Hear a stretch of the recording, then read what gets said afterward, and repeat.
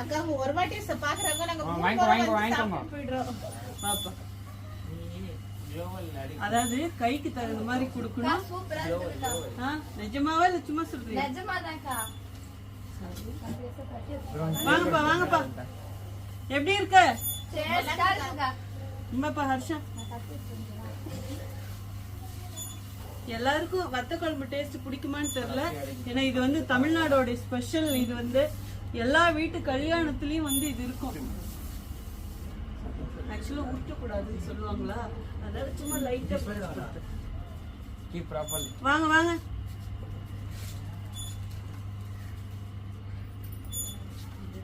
ரொம்ப ஊற்றக்கூடாது சாப்பாட்டை, அதனால லைட்டா புடிச்சு கொடுக்குறேன். ஓகே, எல்லாம் வாங்குனீங்களா? கிருஷ்ணாம்பா வாங்கப்பா, அடுத்த ரவுண்டுக்கு வந்துருங்க. ஹாய் கிருஷ்ணாவுடைய எப்படி இருக்க? சூப்பர். மத்த குழம்பு பொடி வேணும்னா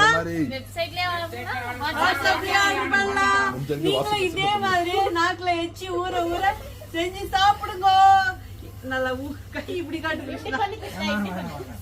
கொஞ்சமா கிருஷ்ணா. கிருஷ்ணா வந்து இப்பதான் அமெரிக்காவில இருந்து வந்து அதுல போடு, இதுல போடாது.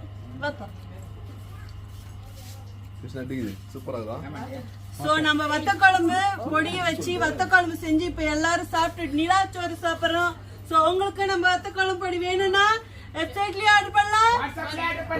எஸ், வேற மாதிரி இருக்கும்.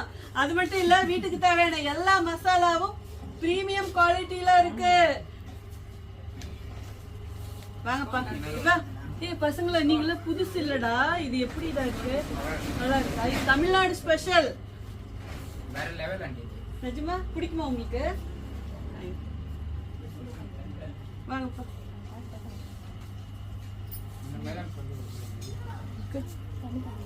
அக்கா எனக்கு கொடுங்க அந்த இலைய வச்சிட்டேன். சாப்பிடுங்க.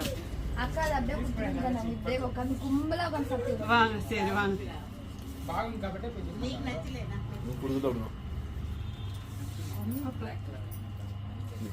பிடிச்சிருக்கப்பா? சூப்பரா இருக்கு.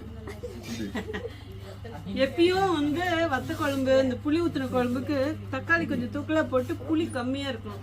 அதுக்கு புளி எந்த மாதிரி வாங்கணுங்கிறது ரொம்ப முக்கியம். பழைய புளியாவும் இருக்கக்கூடாது, புது புளியாவும் இருக்கக்கூடாது, நடுத்தரமான புளியா இருக்கணும்.